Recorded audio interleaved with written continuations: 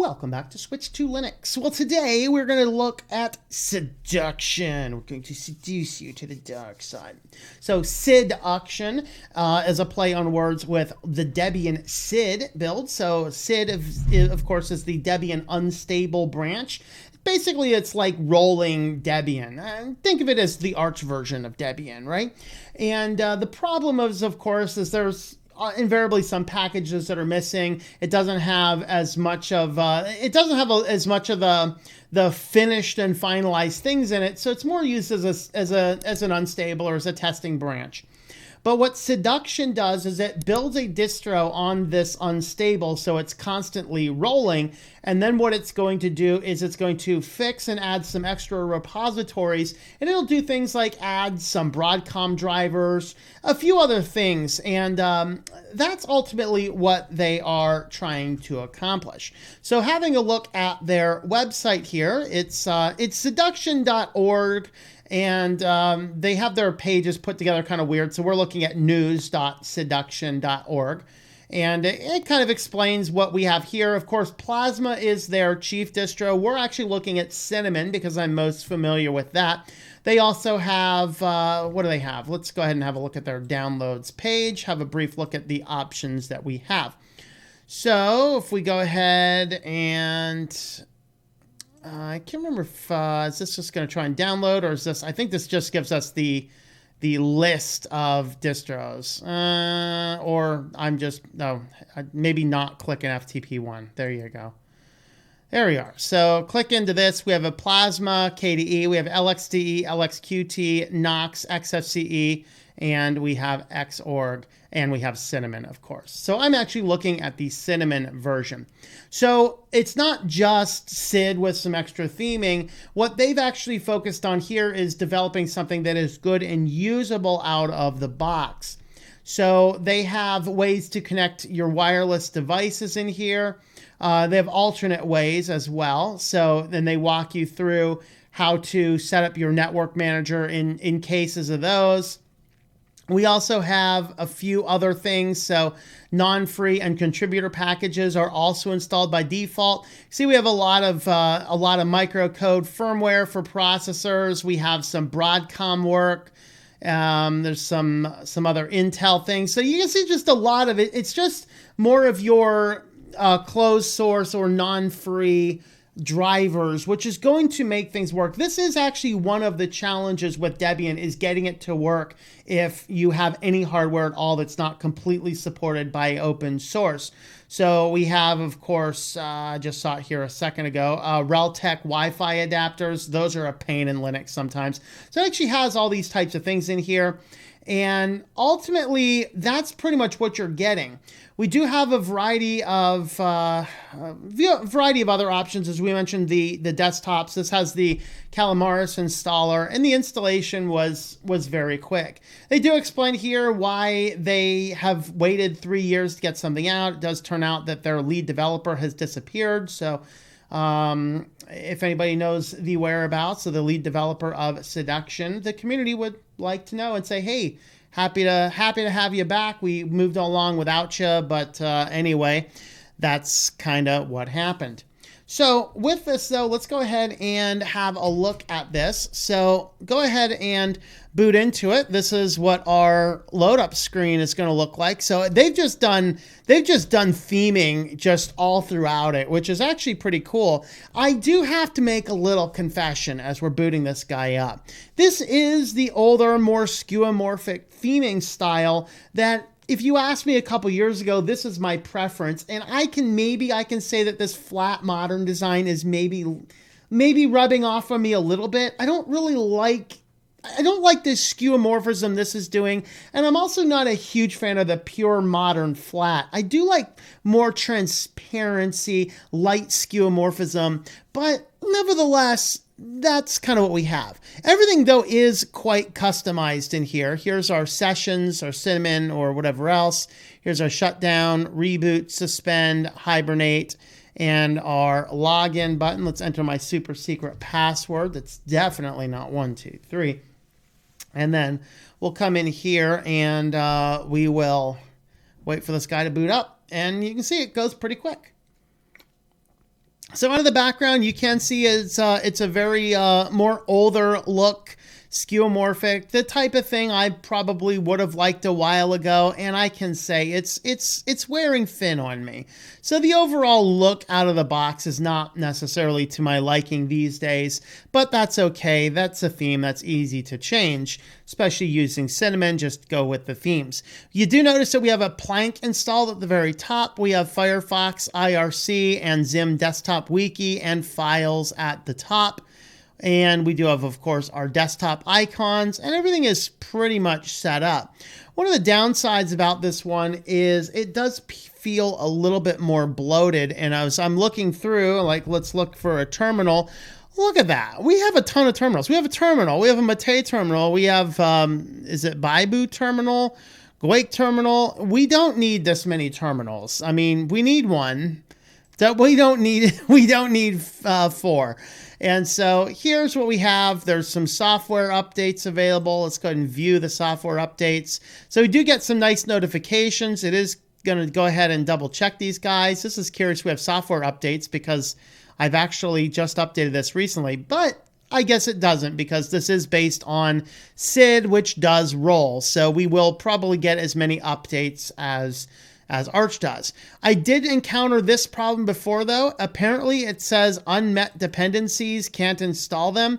But if I went ahead and got into the terminal, now sudo does not work. So if I were to do like a sudo apt update, that's going to fail because there is, oh no, I'm not in the sudo file. So it's going to go su and drop into the root. So now we'll do the apt. If I can go ahead and do the apt update here, and it tells us the same 7 packages are available. So apt list,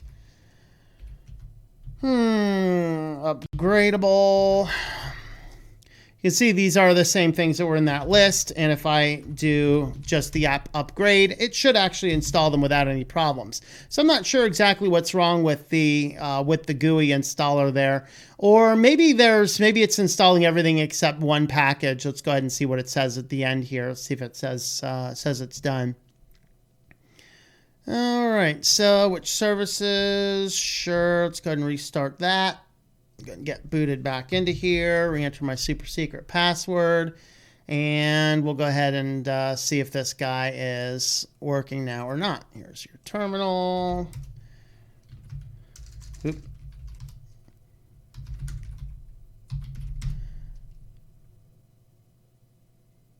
So one package can be updated. So maybe that's that one package. There's one package that's not upgrading properly. Okay, that's fine. As far as other software is concerned, it does have pretty much anything and everything you would need out of the box. Some people may call this a bloat. I know for me, even this is even a little bloated. Just there's some tools. There's GTK hash, which is a great tool to have on board for checking your checksums, but at the same time, not as much. All right, so looking through, there are a lot of things in here that I look at and say, I really don't need. I don't need GVim. As long as we have, something in the GUI and we have Nano, I'm good with those two there. Fonts, there's Gnote, maybe not. There's Command Editor, there's Plank, of course, that's fine. As far as games, I'm not a huge gamer. We got about, 15, 20 games here installed out of the box. Not a huge fan of all that. Graphics, we have Flameshot, we have GIMP, we got Inkscape, we have Libre Draw. Here's a GUI for ImageMagick. So it does, you can see, have a lot of tools available. Some people might say this is a little bit too much. Some people may not. Here's some remote desktop. Some news feeds and blogs. That's kind of cool. Under your Office, we just have LibreOffice. And there's what we have. Some administration. Let's see what it's doing on HTOP. So giving this guy 4 cores, it's actually running on 657 megabytes. So it's actually running on pretty good memory there. So there's kind of what we have out of the box. It's Debian that's going to work on a rolling branch, which has some extra functions and features in it. So let's go ahead and have a brief look at how the packages are set up. Let's just go into Etsy apt. You can see in here, that's a bad terminal. Let's see if I can find a terminal that actually has there's some extra terminals. Let's see if we can find one that I can see stuff a little bit better on. Okay. Probably not. We're just going to have to stick with this. Let's see if I can change the colors around it all. And maybe if I were more used to this, I could do that. But I wanted to make it so we could actually see this a little bit better. So we have, let's just do our nano sources list. Yeah, I'm aware it's unwritable. Why does that look different than it did the other day for me? Interesting.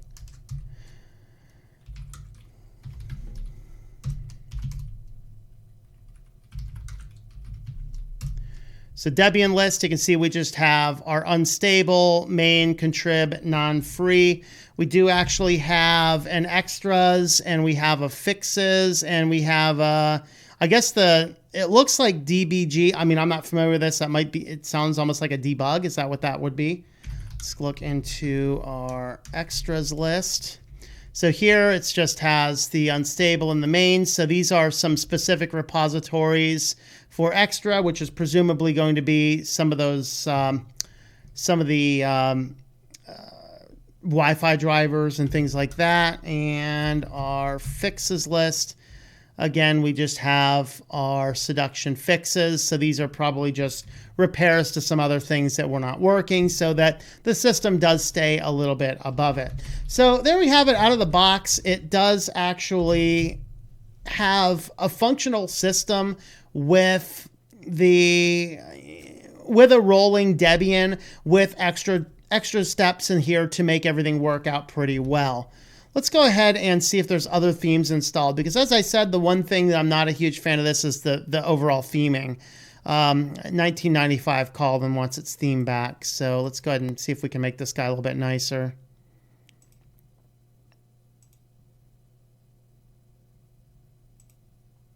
I guess we'll just go with mostly Menta. There you go.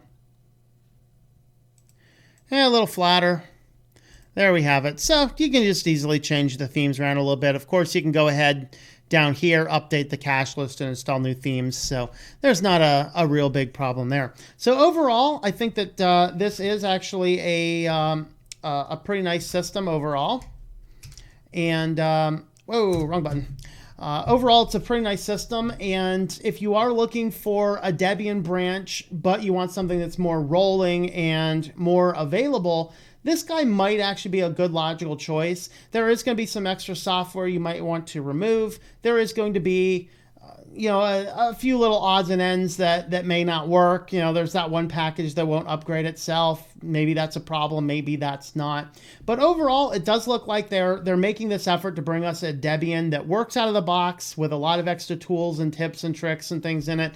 And overall, I think that they've actually accomplished what they set out to accomplish. So good luck to the Siduction team. And there you have it. If you want a rolling Debian that actually works with some more obscure hardware, this might be the logical choice to look at. So thanks for watching, guys. Have a look at the links in the description down below to help support the channel. Thank you for watching this video from Switched to Linux. This channel would not be possible without the backing of the program supporters scrolling on the screen now. You can be a supporter at Patreon at patreon.com/TOMM or at thinklifemedia.com. I also want to thank the open source community who creates such excellent software that makes producing this show possible. Please remember to support your software communities. Thank you, and I hope that you enjoy switching to Linux.